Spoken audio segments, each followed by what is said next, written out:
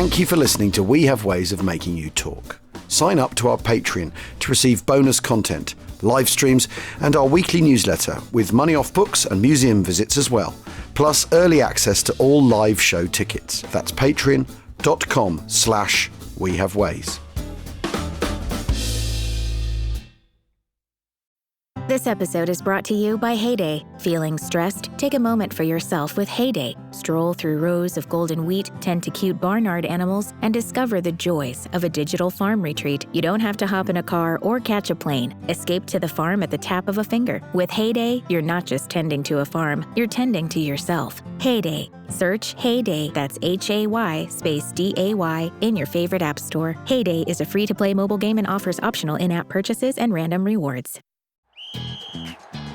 Hilton brings you new ways to stay, with experiences that let you capture the glory days. Introducing the Graduate Hotels. Each inspired by local college towns, these stays are always original and never boring. Get in touch with traditions all across the country and enjoy a stay that's a class above the rest. Book at Graduate Hotels with Hilton Honors Points at Hilton.com. It's a win-win. Hilton, for the stay. Are you still quoting 30-year-old movies? Have you said cool beans in the past 90 days? Do you think Discover isn't widely accepted? If this sounds like you, you're stuck in the past. Discover is accepted at 99% of places that take credit cards nationwide. And every time you make a purchase with your card, you automatically earn cash back. Welcome to the now. It pays to Discover. Learn more at discover.com/credit card, based on the February 2024 Nielsen report.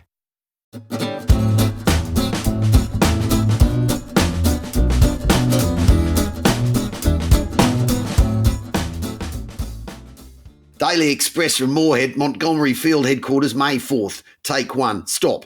Here on a wild stretch of heath, just south of Luneburg, precisely 6:25 p.m. today, Montgomery signed peace with Germany. Stop. 5 German officers walked into the tent and stood behind their chairs at a table over which a grey army blanket had been thrown. Stop. Presently, Montgomery arrived, and as he took his place at the end of the table, the 5 Germans saluted, and in silence they sat down together. Stop. Montgomery took out his spectacles and in a slow, careful voice, his voice is never strong at any time, read out the following terms of surrender. Stop. Love it. And that was a telegram to the Daily Express by Alan Moorhead, a Tyro reporter who followed Monty all the way through the Second World War, basically, didn't he? From desert all the way to the end. Can I say that if the Daily Express was how it was in the Second World War, I'd be reading it every day now. It was absolutely brilliant in the 40s. It was broadsheet, for starters. And it's just full of brilliant, brilliant writing. Well, absolutely there we go. Incredible. Anyway. If the Express wants to recover that one lost reader, they know what to do. Anyway, we've left Berlin. We've left Berlin. Welcome to episode 8. Yes. Welcome to We Have Ways to Make You Talk. Of Victory 45 series. Episode 8, and we're going to put pen to paper, possibly, in this episode. Who knows? Let's see. Steady on. So we are now at Monty's TAC HQ, yes, which is in the grounds of a villa in Hacklingen in Lower Saxony, which is about 55k south-southeast of Hamburg. So what's that, about 30 miles? Yeah, and the tents and caravans of Monty's entourage, they're basically, everyone knows the war's about to end. They're bursting with that feeling. His TAC HQ has moved onto the Luneburg Heath on the 1st of May, and it's taken its position on the top of a hill called the Temellerberg. And the reason they've moved there is so that the number 10 set radio works properly onto the high ground. And also, it's great big views of Germany, and Monty can stand on the top of the hill and look at the country he's conquered. The way the TAC HQ is run is aide-de-camp Johnny Henderson would try to make sure that the tents are laid out in the same formation as at El Alamein. Because the idea is Monty wants things just so wherever the TAC HQ, it sets up in the same formation. Yep. Because Monty wants things just so that he can, routine maths so he can think. It's early night and all that stuff that's built around his personal style. That's nothing wrong with routine. Nothing wrong with that. Now, of course, his campaign is not ending with the bang he'd hoped for because he wants to go to Berlin. Yep. Ike's told him no. Monty's really unhappy about this, but basically sort of swallows it as a thing. He argues with everyone. He argues with everyone else about it after the event because he's thinking in terms of the British Empire being in on the kill, basically, and he regards what they're doing as not that. And I think he's probably reading the fact that the Germans are surrendering en masse to Western soldiers more easily, isn't he? He's thinking, this is a golden opportunity, but we won't take it. Anyway, The TAC HQ is 7 caravans, which have been accumulated along the way from Italian generals, German generals, whatever. And Monty has his own. There's one for the king or Churchill, whoever visits. And there's a sergeant's mess and 2 officers' mess. And Monty eats in the A mess. Yes. But it's got a sort of area of conviviality and kind of of brotherhood about it, which you get from a collection of camps, don't you? A collection of tents and caravans. Yes, and it's got its culture and its vibe and all this sort of thing. And its rhythms. Yeah, and the people who Monty likes to work with really like working with Monty. The general impression, actually, when so much ink has been spilt about what a git he is, but actually, he's pretty good to work for if he trusts you. Yeah. He's a tremendous fellow, and he's got a terrific sense of humour and a terrific sense of fun, actually. Yeah. And, there's a serious business of war, but he's all for kind of, he's actually the pastoral care that Monty's machine provides. It's actually pretty good for the chosen few that have warranted it. That's quite right. And we'll get into the people around him in a minute. So by this point, units of the British van have rendezvoused with the Soviets. Mm-hmm. So British 6th Airborne Division, who we last looked at having the absolutely diabolical glider landings at Wesel, Hammenkeln, with half their jeeps destroyed, and I think it's 20% of the gliders undamaged in the landing. That's right, yeah. Absolutely insane numbers. And they're now at Wismar, aren't they? Which is where Keitel was before he goes to Flensburg. Moments ago, on the Baltic coast. So they're on the heels of the Nazi high command. And from Monty's point of view, this is good news because the epicenter of the new organisation of the Third Reich's command is in his sphere. Yeah, exactly. And so their job, 6th Airborne, is sent forward to keep the Soviets out of Denmark. Yep. The new Cold War. This is important Cold War stuff, actually. So they've advanced 400 miles from Wesel, 6th Airborne. They've gone through Osnabrück, Minden, Wunstorf, Celle, Oeltzen, and now on through Luneburg. And they've been really, in the last couple of weeks, dealing with Germans who want to surrender to them rather than the Soviets. But when C Company, the 1st Canadian Parachute Battalion, do encounter the men of 3rd Soviet Tank Corps. These are men from Rokossovsky's 2nd Belarusian, by the way. That's right. Their war diary says they meet an officer in a jeep. Yes. And the war diary says, who'd come far in advance of his own columns and was quite put out to find us sitting on what was the Russians' ultimate objective. So the Russians are racing for Wismar too. Then B Company, they make their first contact with numbers of troops to the north of Wismar, with Lieutenant P.G. Insel doing the handshaking and vodka drinking on behalf of the battalion. I think Insel has quite a good time. And basically, a standoff starts to develop, and Major General Eric Bowles is the 6th Airborne commander. Yeah, who takes over from Windy Gale. Yeah, he's taken over from Gale and has run Varsity from the 6th Airborne side. Yep. He says to his Soviet opposite numbers, I've got anti-tank guns and artillery batteries standing by. I have no qualms in using them on the Soviets if they go over their limits. Well, my enemy's enemy is my friend until we don't have an enemy. Yeah. But what's interesting, though, is that the officers, the people at the top are having those conversations, while the men lower down the chain are basically getting pissed and shaking hands. And in our new book, Victory 45, there is a great picture of... We don't do hard sell on this podcast. We don't do hard sell on this podcast, but there's a picture worth looking at, which is where you do have Paras, 6th Airborne people, meeting Soviet troops with their T-34, and the Soviets look a little bit cagey. The Soviet troops look a little bit cagey, and the British troops, or the Allied troops, are delighted to see their Soviet opposite numbers. And you have to remember that, Stalin's been built up into a big figure. On the left in British politics, yes, of course, finally we're aligned with the Soviets and all this sort of stuff. So they're pleased to see them. Whereas the Soviets are like, oh God, what next? Paranoia, heaven help us. Right. So, I mean, the whole of this front is just completely collapsing all around. The 5th Battalion of the King's Own Scottish Borderers, the KOSB, they've been fighting in Bremen, as have the Sherwood Rangers, incidentally. They know that the end's near. So on the 28th of April, the whole battalion has the time and opportunity to bathe, and a divisional entertainment centre set up in the cathedral. Yeah. Fighting in the city itself that day before has been pretty light. They've captured oil refineries and docks and innumerable policemen, German policemen, 200 enemy troops, a Junkers aircraft factory, 1 Finnish destroyer and 2 incomplete submarines. And these are exactly the kind of assets that Hitler had wanted destroyed as Germany fell. This is a Nero decree. Yeah. And now, of course, they're in Allied hands. And outside Hamburg on the 27th of April, the 1st Battalion of the 1st Royal Tank Regiment, the 1st RTR, has lost its last tank of the war on April the 27th, just outside Hamburg, and it's probably the last ever in 7th Armoured Division. Yeah. Although, no, maybe not, because maybe they lost one in the Gulf or something. But anyway, the tank and sea squadron has been bazookaed, attacked with a Panzerfaust, but no casualties, thank goodness. Sherwood Rangers lose their last man on the 2nd of May. And they're in that era. They've now moved from Bremen to that kind of hinterland between Bremen and, which again is yet more kind of heathland. They've been rounding up Volkssturm. Yes, that's right. When in his 60s, and the War Diary record, they call him an optimist in the War Diary because he's carrying a condom. That's brilliant, isn't it? You got to love the Tommy email. But basically, there's still a little bit more fighting. They're sort of patrolling aggressively. They're taking prisoners. Yeah. But on the 1st of May, at 1945 hours. 7:45 p.m. in the evening. Yeah, that's right. The 1st Battalion at RTR diary records a black staff car containing a representative of the Hamburg garrison appearing, flying under white flag. And he's taken under blindfold to Divisional HQ. And the following morning, and this is interesting, orders are given not to shoot at the enemy, right?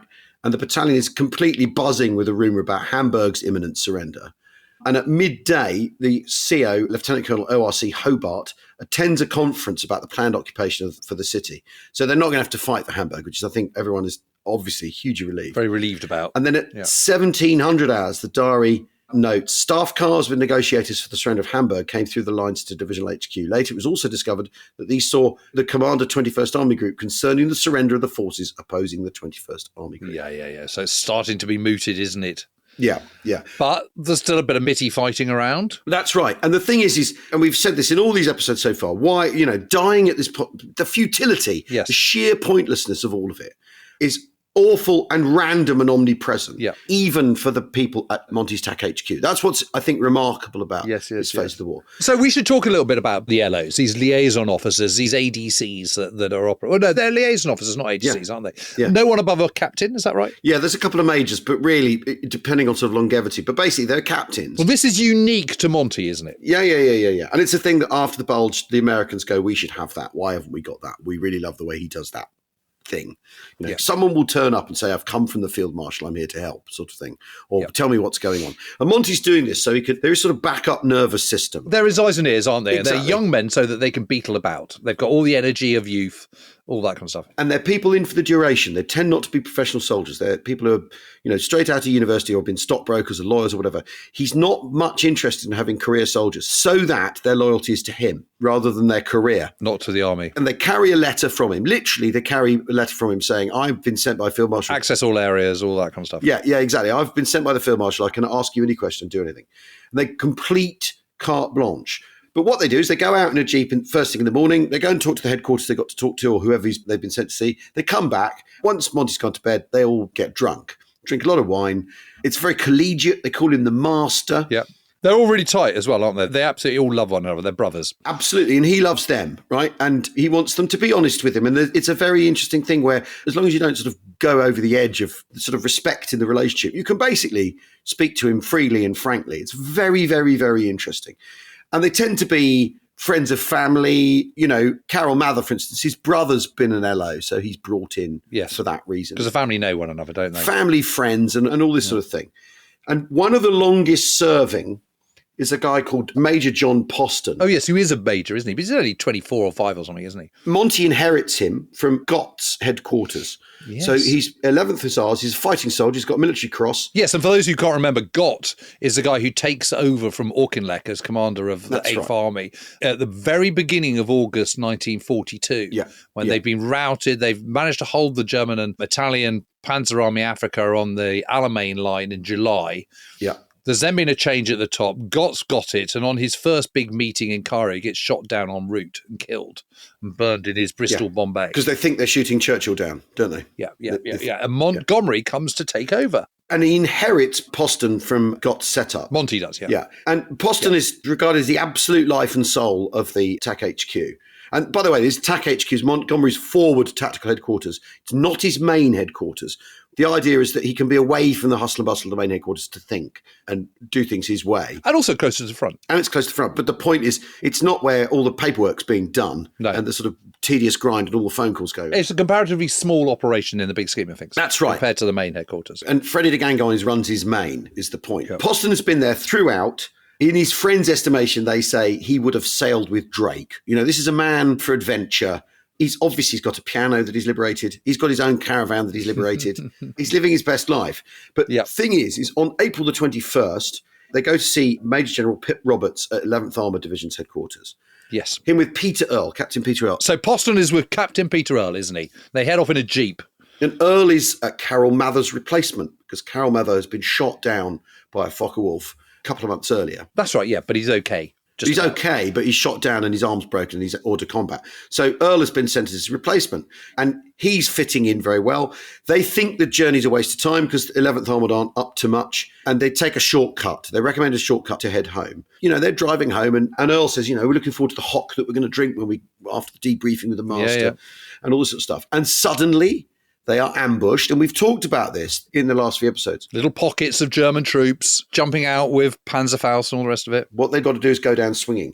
And they're ambushed. Some German troops start firing on them. And there's one little group who've set up a machine gun in the road.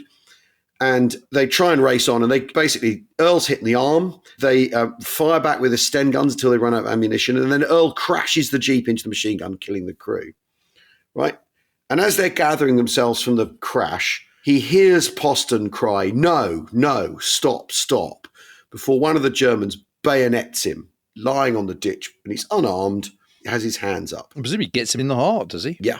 Kills him then and there, just like that. Earl is then shot again, cleans his Chinograph maps, wipes clean the intel he's been gathering from 11th Armoured, and then he's captured and he's taken to a dressing station. And he's been shot again. Yep. Following day, he's moved from the farm where he'd been initially treated to another dressing station. And they've had a look in his pockets and they see the letter from Monty.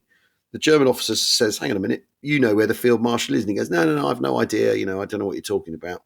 And they don't believe him. So he's in trouble here. And they say, we think he's here. And he goes, no, he's not there. And ends up in a sort of game of cat and mouse with one of the officers. But they're liberated the next day. Royal Welsh Fusiliers appear. There's a Tommy at the window with his Sten gun. Earl has to say, please don't shoot us all. And he gets taken to a field ambulance, 212 field ambulance, where he has to wire TAC HQ to tell them what's happened. Regret to report, John Poston killed at 1800 hours. And then Monty comes to see him in his hospital bed at the casualty clearing station. And Earl says to him bluntly, he's been bayoneted in a ditch. And in later life, Earl says, I kind of regretted the way I told him because it was just too harsh. It was too blunt. And then Monty pins a military cross onto his pajama top then and there and says, I'm going to have a photograph taken for your wife so she knows you're alive. Which is, good Monty. Decent fellow. Yes, exactly. Unlike Keitel. Exactly. But the thing is Poston's death absolutely shatters Monty. Yeah.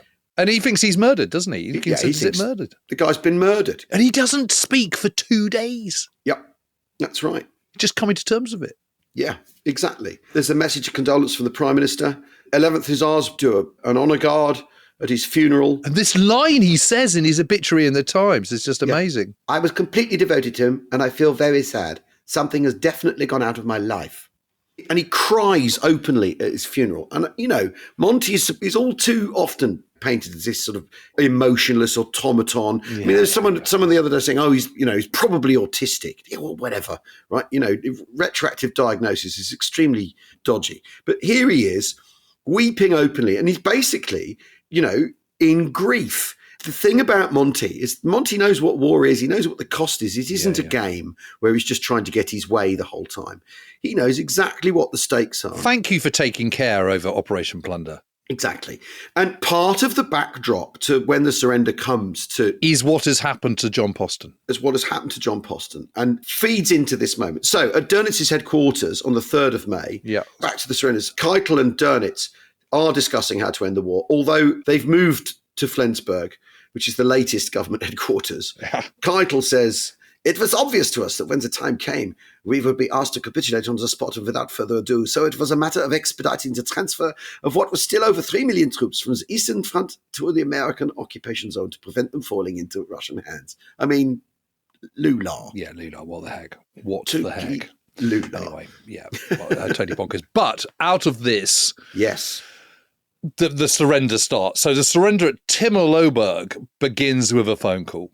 So on the morning of the 3rd of May, Kit Dornay's at Monty's TAC HQ. Yes. Takes a call informing him that Lieutenant General Dempsey's headquarters at 2nd Army had been visited by a delegation. Yeah. So Dempsey, as we will all remember, is a guy who lands British 2nd Army on D-Day alongside the Canadians. And Dönitz has sent a delegation because he felt, as the German head of state, that it was beneath him to negotiate with the Field Marshal. Yeah. And also, he's the architect of U-boat warfare. He probably thinks that might count against him in dealings with the British. Yeah. So he sends a delegation of 4, and they're sent on to TAC from Dempsey's headquarters. Yeah. In a British car with Captain Derek Nee from Dempsey's headquarters translating for them. Because they haven't brought someone with them who can speak English. It hasn't occurred to them. They're not thinking straight at all, are they, at this No. point? Clearly. So leading the delegate is General Admiral Hans-Jörg von Friedberg, who we'll be seeing quite a lot of over the course of the next few surrenders. Yes, the lachrymose Grand Admiral. Yes, the lachrymose Admiral. And he has recently been appointed as Commander-in-Chief of the Kriegsmarine. Yeah. Because, of course, Dönitz booted upstairs as the new leader of the Third Reich, not Führer. There's a vacancy. Yeah. So he's taken over command of the U-boat arm when Dönitz has been promoted to head of the Kriegsmarine. And then once... He's in that sequence, He's in that sequence. So with von Friedberg are his flag officer, Rear Admiral Gerhard Wagner, as well as Busch's chief of staff, Major General Eberhard Kinzel. So Busch is the army commander in the area. Yeah.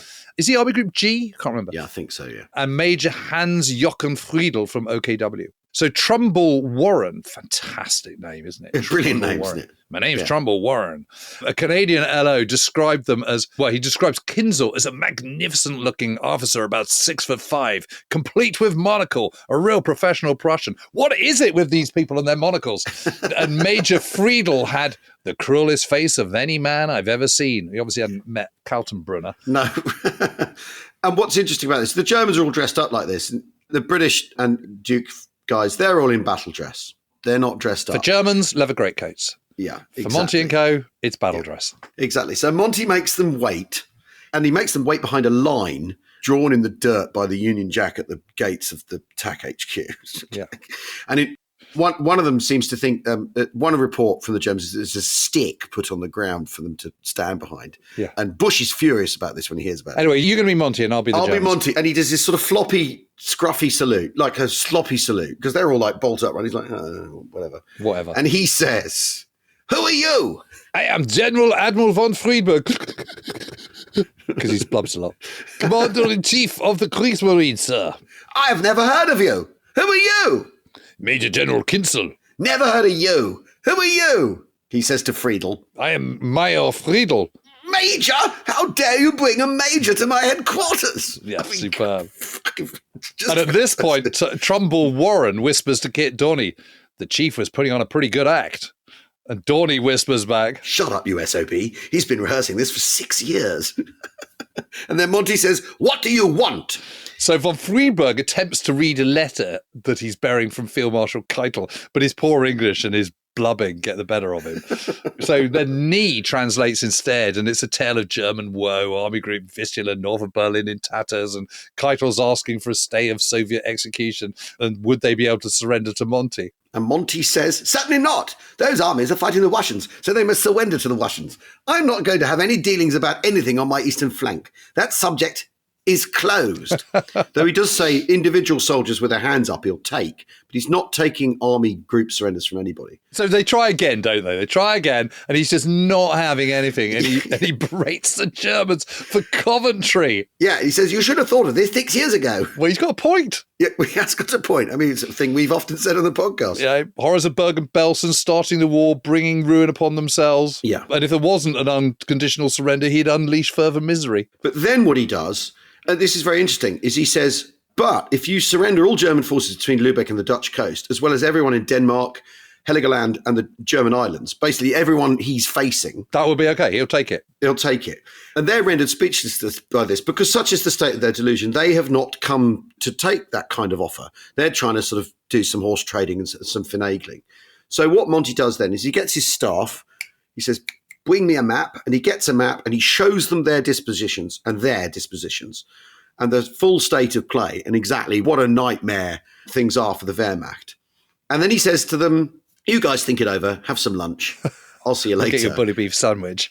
Exactly. So they go and sit down, and Friedeberg weeps openly at the table. Yeah, he's blubbing his head out. That's right. And Alan Moorhead describes it as, it's embarrassing, mate. It's embarrassing, mate. Pull your socks up, mate. Pull your socks up, pal. And there's a great little thing where one of the German-speaking officers in the mess at this point goes to them and says, "You enjoying the food?"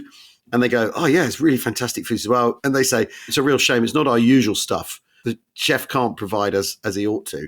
And they're basically pranking them. Yeah. Even at this point, the LOs, the TAC HQ, the sense of humour, the pranks are ongoing. Yes, and they have this terrific sort of atmosphere and culture of betting on everything, don't Yeah, they? absolutely. Yeah. And that's led from Monty. Monty loves a wager. He loves a wager, yeah.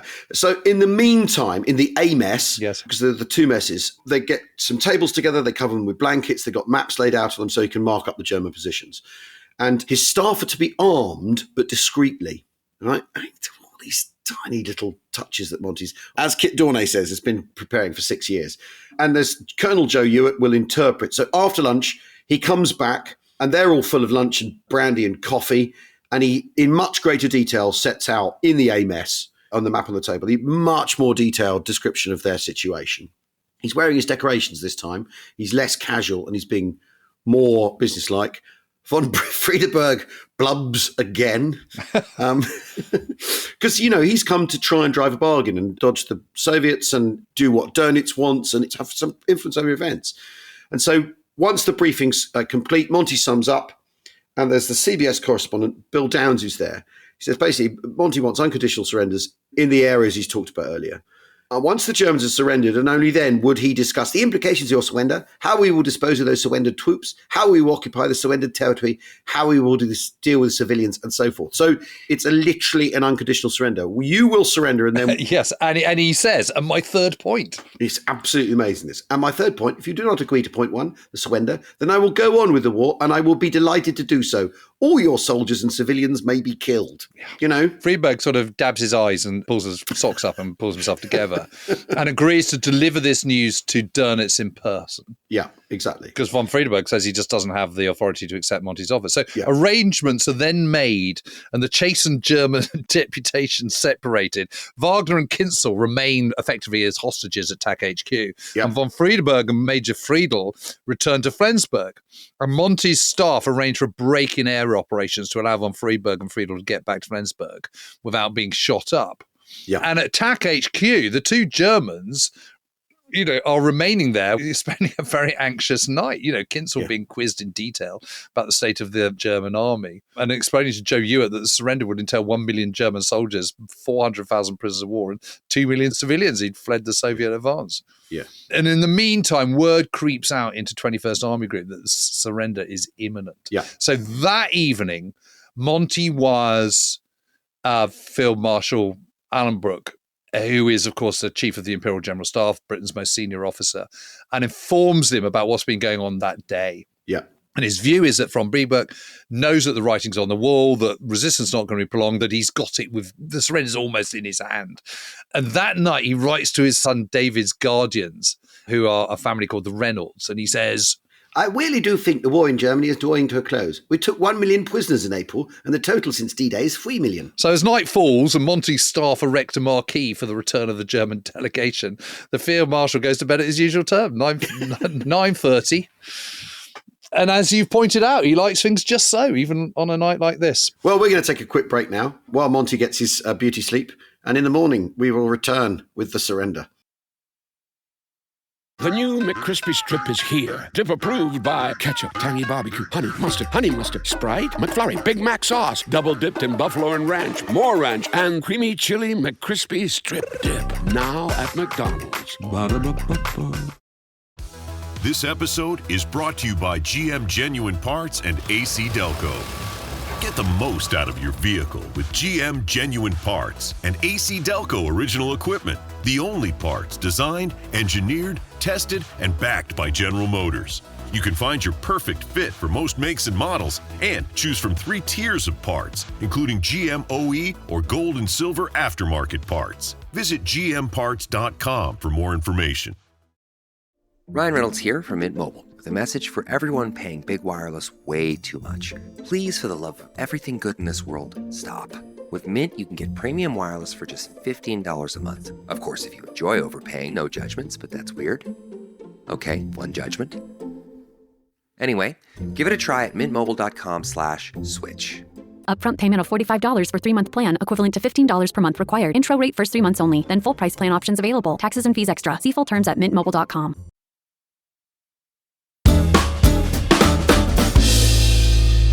Welcome back to Weird Ways of Making You Talk. So it's 9 o'clock the following morning. It's now the 4th of May. And von Friedeberg is explaining how things had gone to Dönitz and his advisors. There's quite a lot of long faces at the Third Reich headquarters in Flensburg. Keitel and Jodl, they're concerned with Germany's military honor, blah, blah, blah. Deep state of delusion, still kind of, holding forth. And Dönitz is complaining that my generation is never again going to see the flourishing Germany. As a nation, we have been set back for 1,000 years, but we must as quickly as possible do all we can for those millions of Germans who have a chance of going on with life. I mean, no. Shut up. It's bonkers. Yeah, it's bonkers. Oh, dear me. But regardless, they know they can't mess with Monty. No. They realise this. No one can. And there's a proposal that the Germans destroy their arms, and they decide they can't do that even because it sits outside the terms that Monty's insisted on. So his terms and conditions will apply.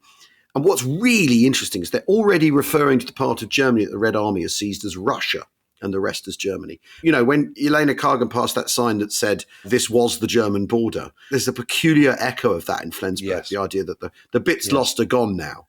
Well, of course, don't forget, back in Yalta in February, it has been agreed that they will dismember Germany. Yeah. And actually, curiously, then after Yalta, Stalin then reels back on that and says, actually, I'm not sure that we do want to dismember Germany. But anyway, it's still sort of up for grabs and will be dismembered at Potsdam. Yeah. But there is this sense that Germany is going to be broken up. And then at 2 o'clock, 1400 hours, the German delegation has still not returned to the rendezvous where Trumbull Warren's waiting. They asked for 48 hours previously, and they were given 24 by Monty. So he decides to wait. He thinks, actually, it's too important to wait. I can't huff off. To not wait, yeah. So, and then at 4:30, the Germans appear. At 5 o'clock, they arrive at TAC HQ. And the victory tent has been set up. It's a table covered with blankets. And Monty's been hanging out with the war correspondents who are travelling with the TAC HQ. Alan Moorhead, we mentioned earlier. Chester Wilmot, another Australian, he'd gone disguised as a captain with the party to Flensburg in order to try and get a scoop, and sees Himmler there and says, what's Himmler doing? And they say, and the Germans with him say, ignore him, he's not important anymore. Yeah, amazing, isn't it? It's kind of amazing. And basically, they all know how awkward he can be with the press and how good he is putting his foot in his mouth and all this sort of thing. But they agree this is the best press conference he's ever given because he's in such a good mood. And he does a little gloating. He says, no doubt that if the piece of paper I've prepared is signed, forces to be surrendered total over 1 million chaps. Not so bad, 1 million chaps. Good egg. And I think we should start doing what we can to bring back the expression good egg, Jim. I agree. And then Colonel Ewart, who's the interpreter, comes through and says to Monty, the Germans are back and they're prepared to sign the document. And he says, now we shall see their doings. And off he goes, tells the journalists to go to the victory tent, and it's pouring with rain. The sky's black. There's aircraft overhead. Von Friedeberg is sort of dabbing his cheek again from the tears. That's right. And Monty says to von Friedeberg, come with me into my caravan for a moment because I want to make sure we know where we are before we get into this. And he says he was very dejected and I told him to rejoin the others outside. So basically, absolutely, von Friedeberg turned up with his hanky. I'm so sorry, it wasn't my fault. Exactly. The end of Germany. And the BBC have set up some microphones, film crew. Full humiliation. Monty enters the tent at 6:30. Germans stand to attention. One of them goes to smoke. Of course, you're not allowed to smoke in Monty's presence because of his lung injury from the Great War. Only Ike and Churchill are allowed to smoke around Monty. Yep. So he gets bollocked, whoever wants to smoke, wants to light up. And then he sits at the table and he reads out the instrument of surrender. Yeah. And he repeats his threat that if they don't sign, he will carry on the war. Yep. And they nod to indicate they understand. And then he orders them to sign it in the order of seniority. That's what they do. It's the sound of cameras whirring and the tent canvas flapping in the wind, the bad weather outside. Yeah. They sign the surrender all the way from Friedeberg down to Major Friedel, who Monty calls Friedel, pronounces his name wrong. And then Monty says, now I will sign on behalf of the Supreme Allied Commander, General Eisenhower. signing it B.L. Montgomery, Field Marshal. Field Marshal. Love it. Adding the date and time, and he gets the wrong date and has to amend it from the 5th to the 4th and initials the correction, which is just absolutely brilliant. It's absolutely brilliant. You know, he's so excited. There's a glimpse of the excitement there as he gets the date wrong. And then that means that the Germans have now conceded defeat in Germany. Yeah. I think is the critical part, isn't it? And it's really, really, you know, I'm a Monty man. I think there is something wonderful and fitting about it being Monty who takes the surrender, and that the British take the first surrender in Germany. You know, we've been in it from the beginning. And here we are, first in at the end. I don't disagree. But I think Monty's absolutely tremendous. I've gone the full 360s on him. I think he's absolutely superb. I think he's a tremendous figure. And, you know, his faux pas and his lack of sensitivity at times, I think, are kind of offset by some of the brilliant things he does. And also, you want your heroes to be flawed. I mean, you know. You know, you don't want to be perfect. Or you need to be able to handle them being flawed. Yeah, completely. That's the thing. People were capable of knowing he was flawed and heroic at the time, so why can't we be now? Yeah, exactly. And these things, it's not all or nothing. You know, everyone always sort of goes, Monty's a good general, he's a bad general. He's got his fans, he's got his detractors. Yeah. It's perfectly possible to have a kind of a complicated view of Monty and like some of it and not like others. And I think that's absolutely fine. Anyway, that is the surrender done. So we've got one out of the way. Phew. Well, the pen disappears. No one knows where that's gone. And on May the 5th following morning at 0800 hours, official cessation of hostilities is announced. Though the fighting has already wound down, and that Canadian lieutenant can get on with getting drunk with the Russians without too much worry. Right. We're back in Berlin, and the issue for Berliners, of course, is now they're at the mercy of their victors. The people who are now their new overlords. And of course, it's the Red Army. And, you know, so they get 72 Reichspfenniger and a single food ration card as their daily wage for kind of, you know, being Trümmerfrau, this rubble. They work in columns of 20. They're picking bricks, beams, fireplaces, anything. And there's these sort of chains with buckets and stuff that they're kind of moving it all out of the way. And one of the men hisses at them as they walk past and looks at them and goes, "Commissars," he hisses, "bloody stool pigeons." And of course, then, you know, if only he'd known what they'd really been doing during the war, you know, this sort of resistance work. But of course, at the same time, that day, 6th of May, Gross Admiral Dönitz finally decides he wants nothing more to do with Himmler, who's hanging around the headquarters in Flensburg like a bad smell. 5 p.m, he summons the Reichsführer and tells him to get lost, basically. He says that's it. So that's him out. And at the same time, he sends General Jodl, who is still chief of the operations staff at the OKW, the general staff, he sends them to Reims to negotiate a surrender. You know, finally, they come to their senses and realise that it's all over. But they are still trying to buy for time. Well, yes, and this is the thing, is that, so Ike will not see anyone from this German government, doesn't recognise it, won't deal with Nazis. So he's previous on this. In 1943, when von Arnim surrenders in Tunisia, Ike will not see him, will not shake his hand.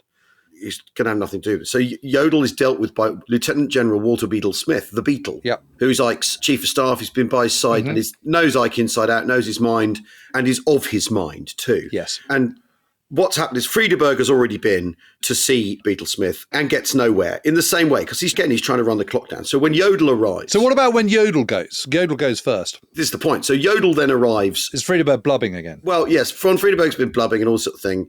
And basically, the Beetle says, "Okay, I'll talk to Jodl. There is no patience. There is no patience for them running the clock down. They know that, right?" So the Beetle says, "Look, surrender in the West alone is not an option."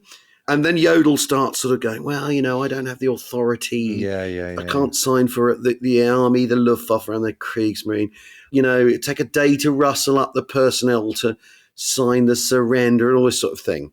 It's a technical college at Reims that Schaeff's stationed at, and without any fanfare, without any banners and everything. It's just an anonymous building, and they're making sure of that for security reasons.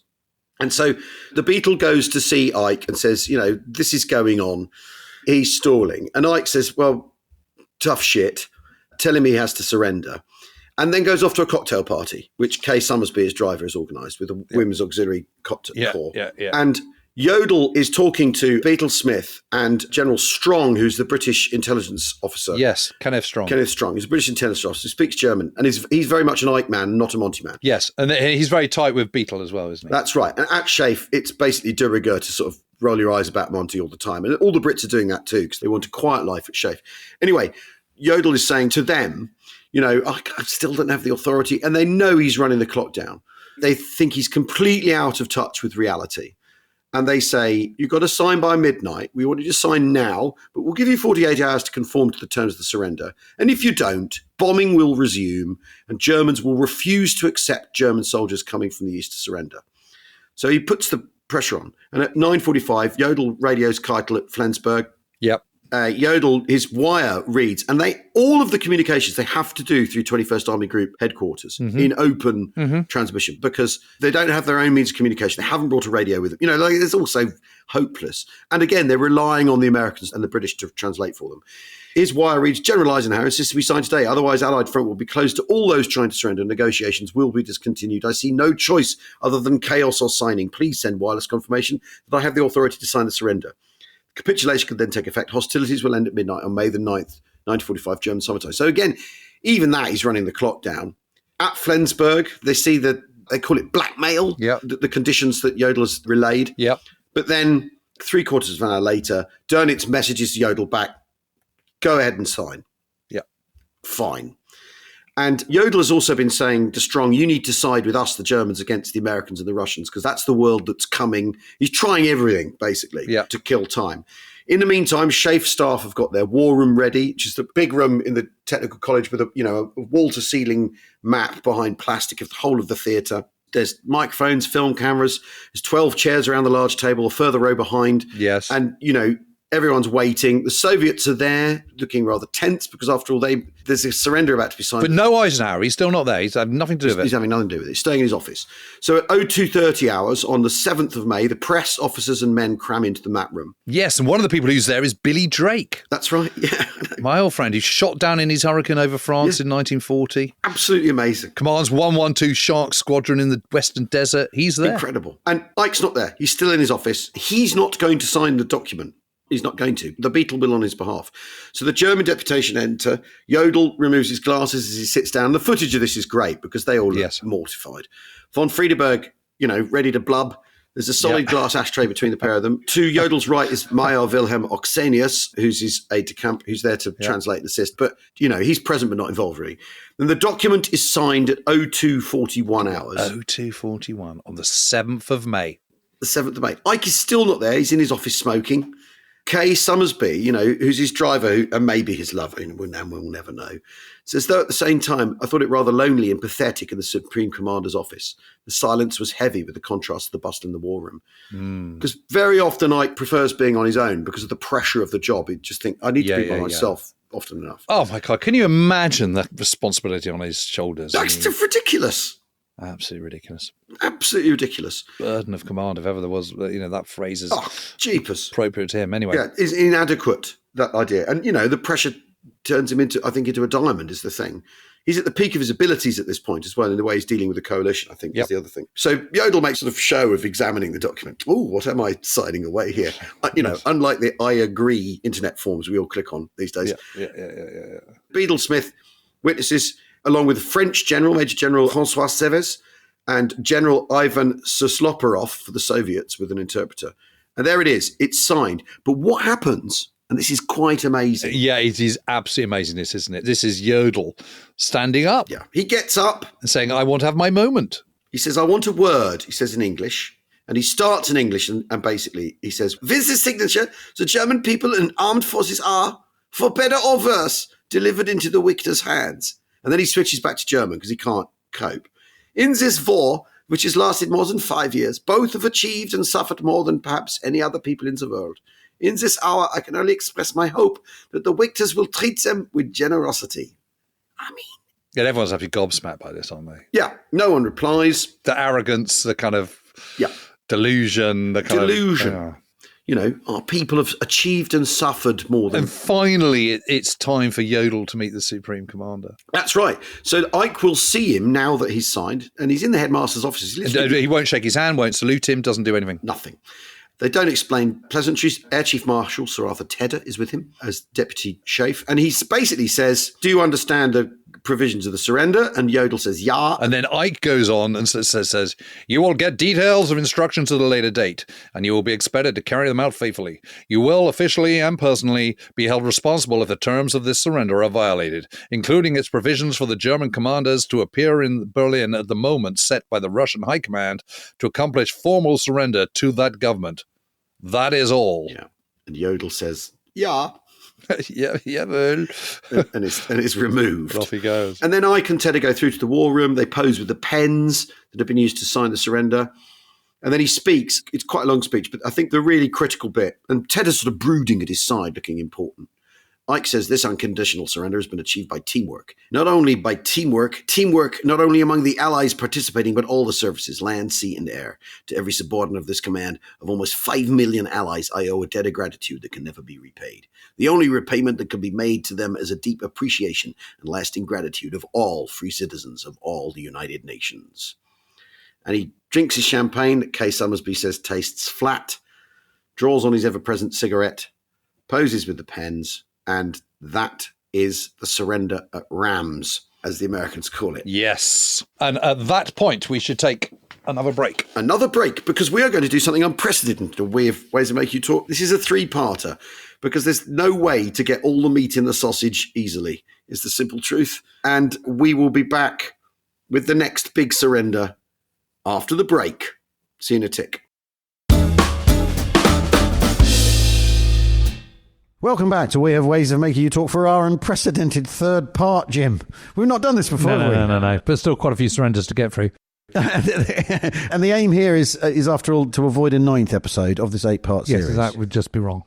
Exactly. You can't have an odd number series. No, and the sharp-eared amongst you, Ben, notice the ambience has changed on our microphone since last time we spoke. I was in York, you were in Salisbury, and today we're together in London to finally get the war. Goalhanger Towers. Exactly. We're getting the war over the line, finish line. We've been summoned to head office to get the Second World War in Europe finished. There will not be a 9th episode. There will not be a 9th episode. Nine! Anyway, so as we've seen, the Germans, Jodl has surrendered to Eisenhower at Reims. He's done his embarrassing, no one knows how tough it's been for us Germans. Friedeberg's done some blubbing. Friedeberg's done a healthy bit of lachrymosity. Yeah. But this now means, what are the Allies going to say? Yeah. Well, Eisenhower saying, well, it seems sensible to me that we announce it at 6 p.m. London time. This allows it to be made at a decent hour in the Soviet Union, across all of Europe, and throughout the whole of the United States. Yeah. And that gives, so where are we? 2 in the morning, whatever it is. Yeah. So now it... 2:41. 2:41. So, yeah, okay. So that gives us sort of, 15 hours, 16 hours. So that gives the Germans time to sort of order all further hostilities to cease, and Churchill's certainly happy with this, and he can't understand why Truman or Stalin could possibly disagree. And so he tells the British Chiefs of Staff and the War Cabinet to get ready to appear on the balcony of Buckingham Palace at 6:30 that evening. And, of course, he starts writing his victory speech. Yeah. I can't imagine he hadn't had done some jotting beforehand. Possibly. But the thing is, though, what that list included basically was Stalin. And he's not going to agree. He's not going to play ball, is he? Of course he's not. He's cussed and he's difficult. And whatever the Allies agree, he's going to say exactly the opposite. And he does. His reason, you can look at this as Stalin being difficult, but the Second World War, if it's happened anywhere, it has happened within the Soviet Union, hasn't it? You could argue. Certainly to the populations, to the people. I don't know that people living in Hamburg would agree with that, but, Well, no, but they started it, if you see what I mean. But you can see why he would, for the Soviet peoples, he might feel that he needs to do this, even though he doesn't really care about public opinion. And certainly for Soviet prestige, which is, after all, part of his own personal and national prestige. Because since we last spoke, I've been thinking long and hard about why is he doing this and why is he getting away with it? And what his reasoning might be. Because his reasoning might be, well, loads more of us have been killed in this war than anyone else. Yeah, but not entirely, but largely of his own making. That's for some other time. Yeah. Anyway, but basically what he's saying is they've surrendered to the Allies in Reims, but they haven't surrendered to the Red Army. The Red Army has not been surrendered to, and until the Germans sign a surrender to Zhukov in Berlin, no dice. The war's not ended yet. So furious telegram traffic hurtling back and forth. Stalin insists there's absolutely no sign of the Germans slackening the fight on the Red Army's front, which wasn't the case, and proposes that delaying the official instrument of surrender until it's signed in Berlin at 1 minute after midnight on the 9th of May. And it would then be announced to the world at 7 a.m. the same day, which, of course, is not very helpful to anyone else. Yeah. Churchill's outraged. You know, he was thinking it's absolutely ridiculous. 5.5 long years to keep this moment of victory away from everybody. He cables Truman and asks the president to ring him as soon as possible on the open line, asking for Colonel Warden, Whitehall 4433, and telling him that he will address him as Admiral. We can both then tell Uncle Joe, what we're going to do. But Truman's thinking, well, I'm not sure about that. Maybe we should kind of, pay a better lip service to Stalin. But anyway, it all gets forced forward because at 2:27 p.m. on the afternoon of 7th of May, Count Schwerin von Krosigk, the newly appointed foreign minister of the Dönitz regime, he announces in a radio broadcast from Flensburg that Germany surrendered 12 hours earlier. Yeah. The High Command of the German Armed Forces, on orders of Gross Admiral Dönitz, has today declared unconditional surrender of German fighting troops. After a heroic fight of almost 6 years of incomparable hardness, Germany has succumbed to the overwhelming power of her enemies. To continue the war would only mean senseless bloodshed and futile disintegration. Well, you could have fought that about 3 years earlier, couldn't you? Yeah, well, yeah, absolutely. Also, this heroic fight and incomparable hardness. That's nonsense. You started it, lads. Exactly. It's outrageous, isn't it?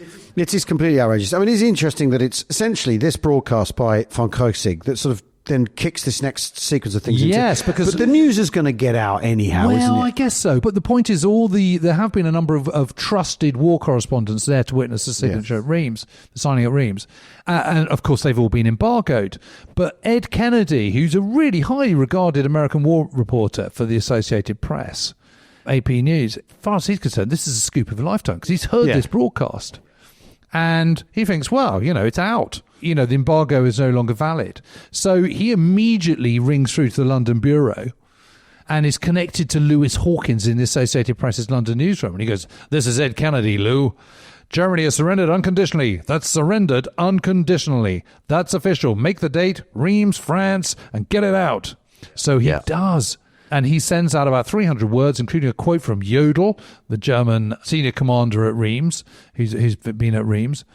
And then the line goes dead, but it's enough, of course, because in no time, AP has wired the news all around the free world, and people start hearing it and picking up on it. And even that afternoon, the edition of the London Evening Standard leads with the headline, Germany surrenders. That's right. And that leads to, then London goes into sort of party mode. Pre-party, or anticipatory party mode. There's sort of naval guns being fired in Southampton, also fireworks, all this sort of stuff. Yeah, it actually ruins Kennedy's career. He's never trusted ever again, and it really? Absolutely, he's never forgiven for this. Oh, man. Yeah. But anyway, be that as it may. So any future journalists listening, if you have a scoop of that magnitude and there's a Supreme headquarters who don't want you to leak it, don't leak it. That's all I'm saying. This moment could come around again. You never know, do you? Yep. But the point is, crowds are forming in London, New York, all over the place. And it's clearly a completely ridiculous situation. So at 4:10 London time, Churchill speaks to Admiral William Leahy, who was, the absolute number one advisor to Roosevelt, but is still Truman's chief of staff. Yeah, that's right. And Churchill just urges him to kind of, ignore Stalin and announce victory in Europe immediately that evening, as Ike has originally planned. But Leahy replies that Truman doesn't feel he can out without approval from Stalin. So the announcement must wait till the 9th of May. Churchill calls off in a bit of a huff, tries again an hour later. By this time, crowds are celebrating in the streets and beyond any control. And he really urges Leahy, we've got to do this. We just can't keep this up. This is absolutely ridiculous. But again, Truman insists on deferring to Stalin. And this time, Churchill appeals directly to Stalin. Which is amazing, this, isn't it? That it's come to this. But also, the last time Churchill and Stalin had any direct dealings, Yalta, wasn't it? Yeah. And where Churchill's basically been kicked around like a football by Roosevelt and Stalin is the problem. So he's not got any clout with him, has he? Yeah. So he's suggesting getting on with it. Yeah. I propose that I should make the announcement at 6 p.m. our time this evening, corresponding to noon Washington time and 7 p.m. Moscow time. Otherwise, it will seem that it is only the governments who do not know. Yes, and really, it doesn't really matter what Stalin thinks. It's what Truman thinks. I mean, he's the kind of most important partner America's the most important partner to the British. And also, the Soviet government don't care about how they appear, do they, in this situation? No, but eventually Truman concedes a point. He says, okay, fine. Well, what we'll do is the war will officially end, as the Soviet Union suggests, just after midnight on the 9th. Yeah. The early hours of the 9th of May. But let's agree that tomorrow should be considered VE Day in Europe, in London and New York. Yeah. Yeah. And Churchill goes, okay, fine. Thank God for that. Yeah. So then VE Day takes place both in the United States and in Britain on the 8th of May, which is why we still commemorate it to this day. But actually, it was the one day where a signing wasn't, there was no surrender at all. There was no victory on Europe. There was no surrender. And, everyone's already pretty tanked up on the night of the 7th. Everyone is absolutely in party mode. But the party's continuing, and it's actually a very nice day in London and, of course, in New York and Washington and elsewhere in the United States. It's a lovely early summer's day. Bit of fluffy white clouds over London. Well, it's the first weather forecast permitted since the outbreak of hostilities on May the 8th. Right. Because weather forecasts are the kind of information that you can't transmit in case the enemy finds out what the weather's like, basically. And so it's the first weather forecast since the outbreak of hostilities, and it's wrong. And the word, and it was wrong. Yeah, it is absolutely wrong. But bloody Met Office, eh? They get it wrong. Yeah. But it absolutely is party time. The two princesses, Elizabeth and Margaret, sneak out of Buckingham Palace. That's right. And go incognito into the crowds, famously. Yeah. Noel Coward wanders the streets from his. He's been living at the Ritz because he's been bombed out. He walks up to the Mall and watches the whole thing going on. Harold Nicholson goes to Parliament, weeps with the other MPs at the names of the dead MPs. Yes. There is an acknowledgement of the dead MPs, isn't there? There's also, I remember talking to Tom Pocock, who'd been in the war and was later Alan Moorehead's biographer and Nelson's biographer. Yeah. And a lovely chap. And he said, I remember lying on my head on the lap of a very pretty girl in Green Park while she poured champagne into my open mouth. Well, there we are. There you are. There's the image. I mean, the thing is there's also a big outpouring of there's 20 services on the hoof at St. Paul's. Yes. People can get the names of their fallen relatives dedicated. And it's real. People are still more connected to religion than they would be now. So there's that aspect to it too, which I think is really, really interesting. And after the war, you can buy a vinyl of the services at St. Paul's as a souvenir from HMV. But we still haven't had this final surrender. No, we still haven't. And actually, we should just say also to all our American listeners, there are celebrations throughout the US as well. There is the ticker tape in New York. There are very famous photographs of sailors snogging young girls and all the rest of it. A slightly mixed view for people out in the Far East and in the Pacific where the war continues. Yeah, it's the whole day, wherever it's happening, is tempered by the fact that Japan is still... Right. It's unfinished business. And I think you need to remember that too. There's the actual unfinished business of 1 minute past midnight, isn't there? Yeah. So we come to the final surrender in Europe. It's just not finally over until the German High Command signed the surrender formally in the wrecked capital of the Third Reich. The interesting technicality of this, of course, is that because Flensburg is in the area that's surrendered to Monty, all of these people are strictly speaking prisoners of war. All these government officials, all these people with... That's very odd, but they're kind of sort of pacing around free. They're carrying on as though they're... Yeah, I mean, what will happen is 7th Armoured Division will turn up and shake down Flensburg shortly, but not yet. They get taken down in a C-47. Down to Tempelhof. With Tedder. And Spots and people who are also being sent over from Reims. And they all meet at Tempelhof. And then they're picked up in a car and they're taken to Karlshorst, which is this barracks in southeast Berlin. You can still go and see it to this day. And then they're put into a little, the German delegation, poor old Admiral Friedeberg again, who's still blubbing. And Keitel is absolutely furious because he's left waiting. And he gets driven through Berlin and... He says, gosh, look at all this destruction. And the Russian driver says to him, why didn't you think about that before you invaded the Soviet Union? Keilet has no answer. Which is the talk that Monty gives from Friedeberg a couple of days earlier, isn't it? Yeah, what's everyone saying to them? I mean, the idea, he says, our patience is being sorely tried. After 5 o'clock, we are taken into another building and served afternoon tea, but nothing happened. They've been fed, looked after. You're going to have to wait, mate. You've lost. It's extraordinary. Even now, at this stage, their attitude. It's just incredible. It really, really is. Yeah. And by 10 p.m, he's absolutely furious. He's livid.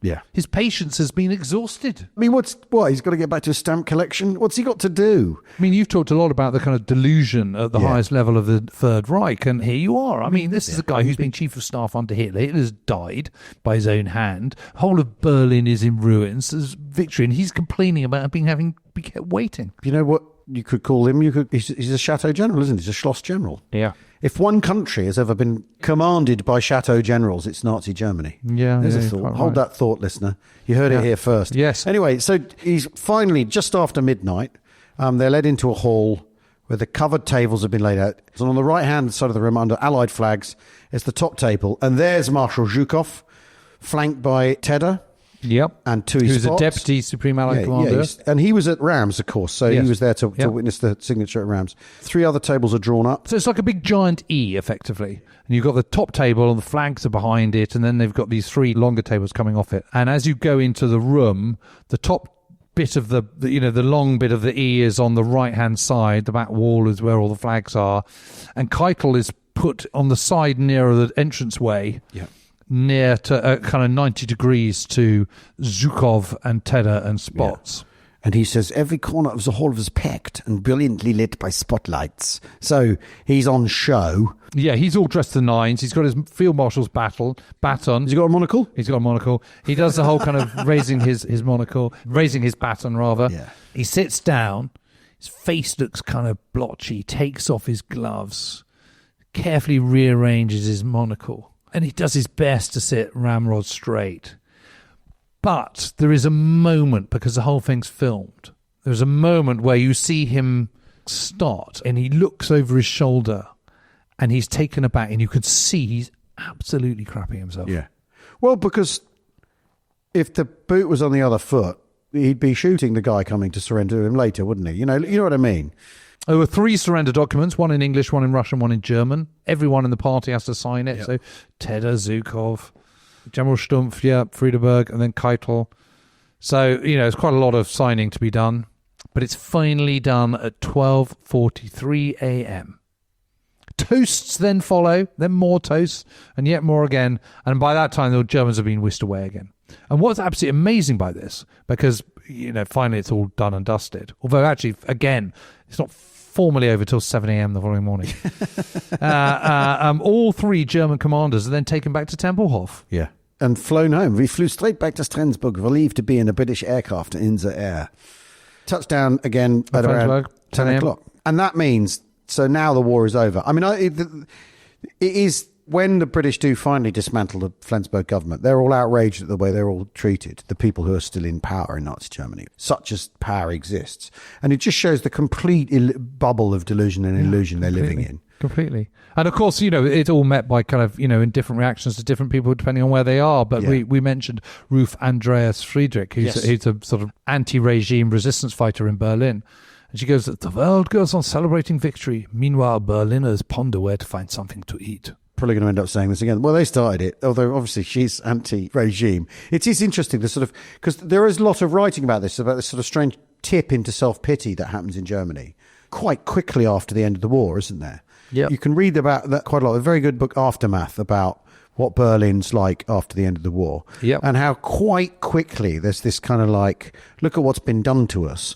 And, there's germs of that in what Jodl says, where no one suffered like the German people. And again, in Krossig's broadcast, that thing of no one knows the things we've been through here. Thanks very much. And if you're stood in a ruined Berlin and you're a Berliner, you can say that to yourself, can't you? I think quite convincingly, yes, right? Yes, you can. But I mean, there's a lot of people in Berlin, there's a lot of people all over Europe who are facing the ruins of their lives. There's lots of people, of course, millions of people who don't make it at all to that day. Yeah. So, and it's really interesting. And even Yelena Kagan, who we've mentioned a number of times, who was, clutching Hitler's teeth after his body had been found. And more of that story in a later episode. But her heart is singing with joy at the thought that she was still alive and that one day soon she might really return home and stare up at a peaceful sky. The war is over, the war is no more, but at the same time, she's close to tears. At the afflictions of the past, she writes, and from bewilderment over the future one now faces. And I think it is fair to say that in many ways, there were no victors at all. No.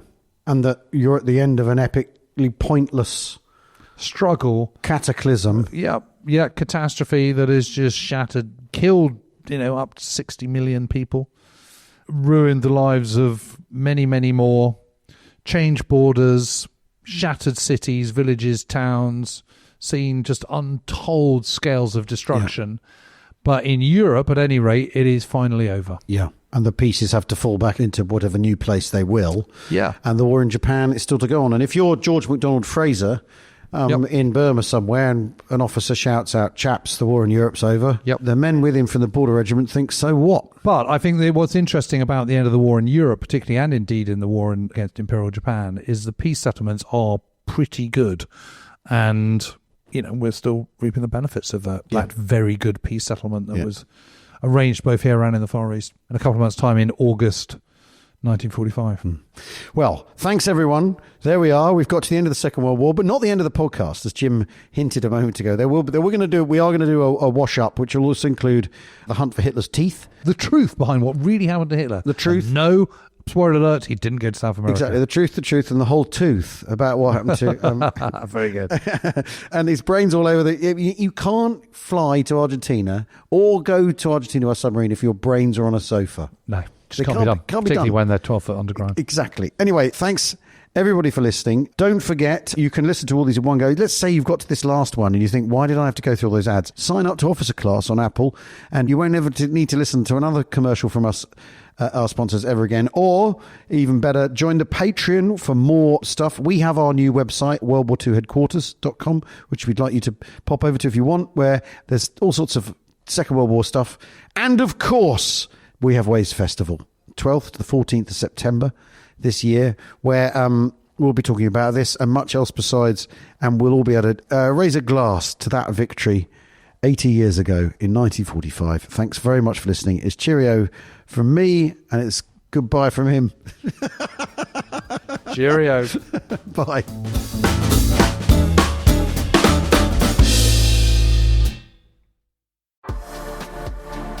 Hello, I'm James Holland. And I'm Al Murray. We're excited to bring you our brand new book, Victory 45, The End of the War in 8 Surrenders. From the Italian Alps to New York to Tokyo, we cover how one summer forever changed the course of history. Victory 45 is out now in hardback, ebook and audiobook.